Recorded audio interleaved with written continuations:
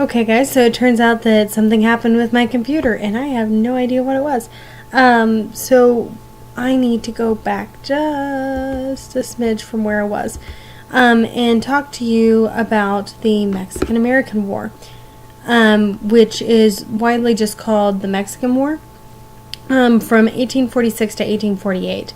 So this war is known as Polk's War, mostly because it happens under Polk's term, but a lot of it is pushed by Polk. And what this war really is that it's a border war.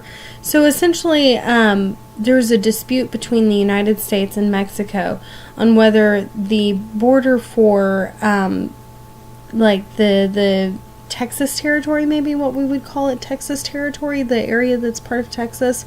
It was part of the Louisiana Purchase, but it kind of gets wrapped in there with some other territory too. So I'm going to go ahead and call it Texas territory because that's the best way that I can use to describe it. It's the area that's currently Texas. So what's happening is that there's a dispute on whether it's the border is at the Nueces River or if it's at the Rio Grande River. And so the Nueces River is quite a ways up into Texas. So of course, that's what the Mexicans would say, oh, this is Mexican territory because, it benefits them more to having more of that fertile land. And then you have the United States that's saying, oh no, it's at the Rio Grande.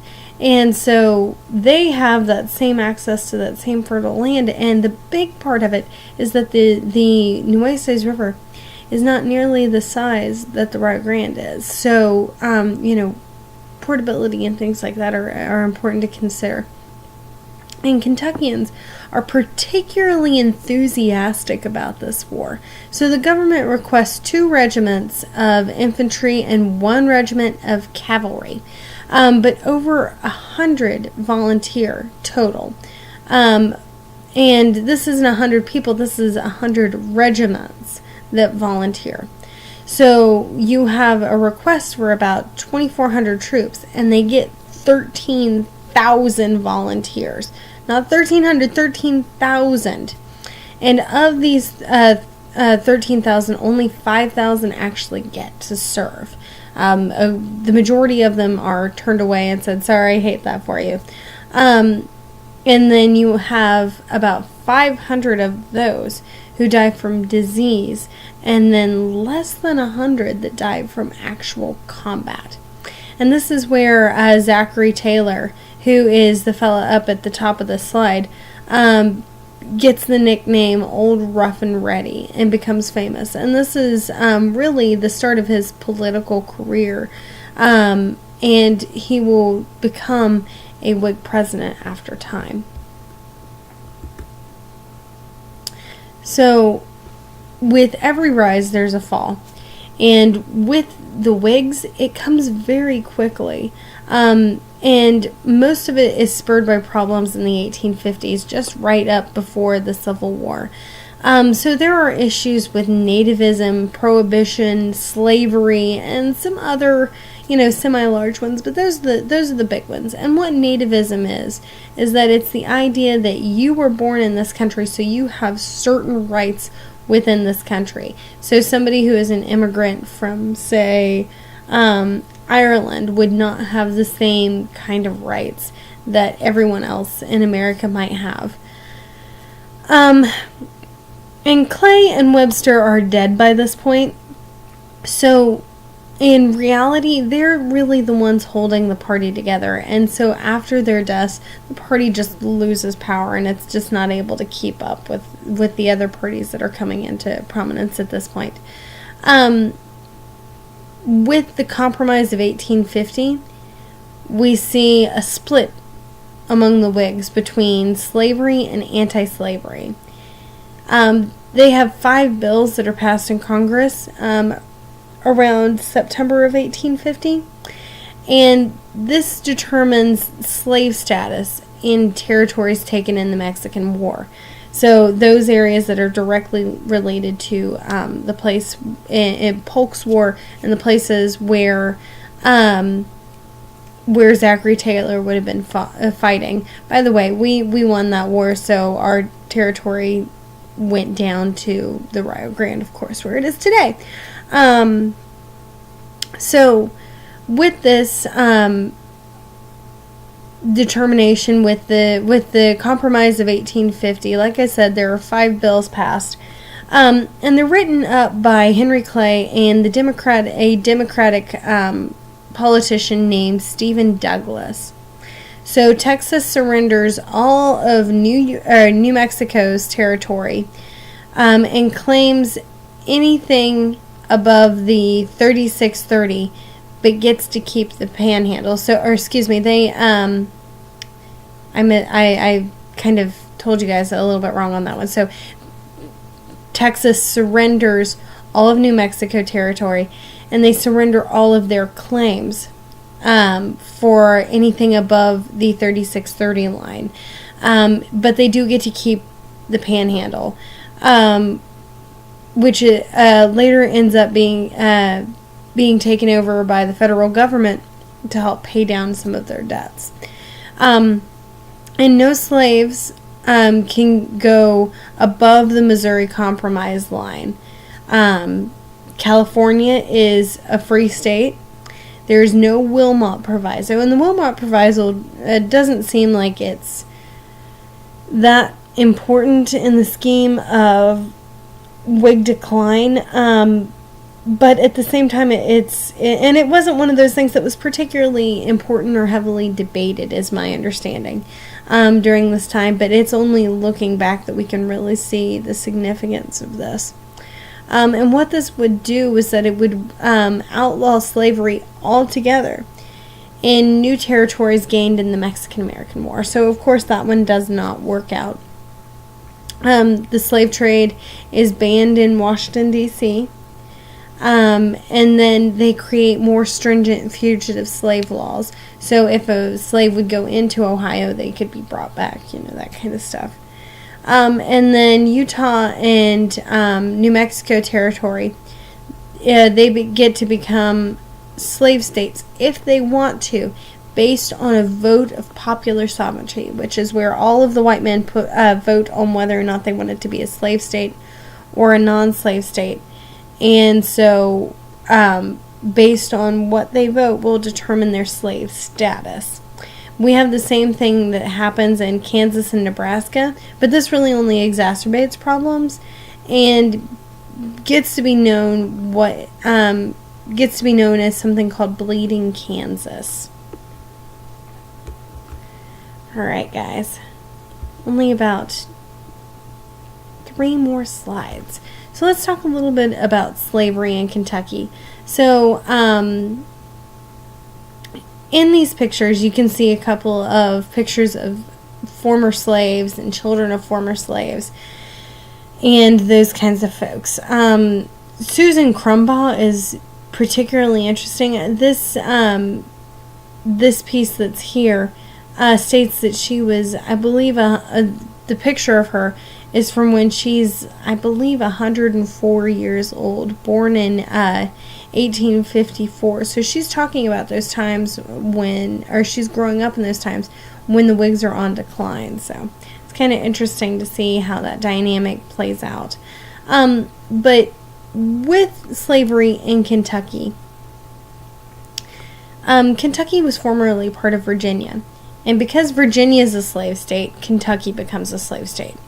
After about 1812 or so, you have about 25% of the population that is slave population. And they're concentrated in the bluegrass areas.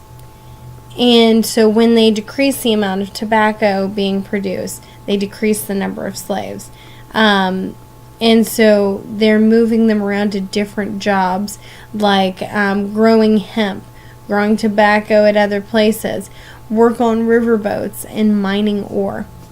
So from about 1830, something interesting that I found is that in 29 counties of 120, 29 counties held slaves, had free blacks who held slaves. And usually these were family members, but it's still kind of interesting to see that. So you see a really deep-centered change in the family dynamic after 1831 and Nat Turner's Rebellion. The slave market in Louisville takes a very significant shift. And you can see that slavery is different from what it would be in, say, Missouri, or how it would be in Mississippi or places like that, because the slaves lived and worked with the families that owned them. And so by 1850, about 20 to 25% of men in Kentucky held slaves, which is not a very large percentage at all.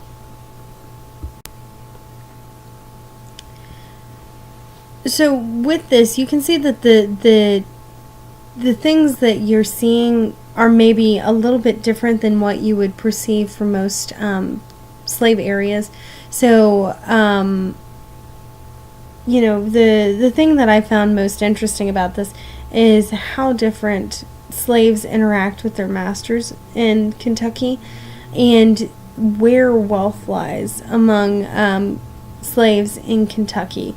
So, and I think a lot of that is based on what is coming up here in the next slide with the abolition movement that begins in about the 1790s with Presbyterian minister David Rice and his idea that that a slave prohibition should be in the state constitution to begin with. And then you have the Kentucky Abolitionist Society that develops fairly early in 1808. The slave trade is only confirmed in the Articles of Confederation until 1803, so this is only 5 years after that. And that's by Baptist ministers David Barrow and Carter Tennant, and they start creating anti-slave periodicals. And so with the Louisville Examiner, this is one of them that's done by them. This one is published for only about 2 years before being shut down, from 1847 to 1849. And then you have True American that's published by Clay in 1845. This one later gets moved elsewhere, but we'll get to that in a minute. And then from there, you also have the proposed gradual emancipation. This is a big conversation, gradual emancipation, in the time where we see folks like Henry Clay coming around, Cassius Marcellus Clay coming around, those kinds of things. And the idea is that you take a small group and you take them back to Africa, into a place that they call Monrovia, which is present-day Liberia. And so they'll take them over there and drop them off and say, good luck, I hope for the best. I hope the best for you and your family. And, they just kind of leave. So they're putting them in very difficult positions. But these people who have come to America as slaves, they're connected at this point, and they're invested in the United States at this point. So this is a complete flop. It never gets off the ground. There's hardly anyone who takes advantage of this. And it just becomes more and more problematic. But it is established by the American Colonization Society in honor of James Monroe. But, beyond that, which is why it's called Monrovia, beyond that, there's really not a connection between Monroe and Monrovia. One of the most prominent abolitionists is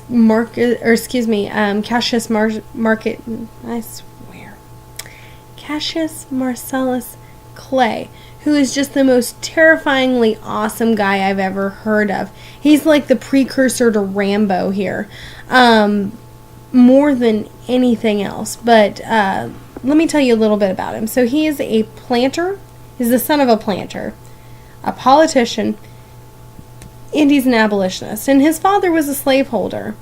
And as soon as he inherited those slaves, he freed them all at once. And he said, you're free. I'm not going to do this. I'm not going to be a slaveholder. And he just lets them go. As time goes on, he won't be able to do this, and Southern planters won't be able to do this as much. But we'll see more of that as we get closer to the Civil War.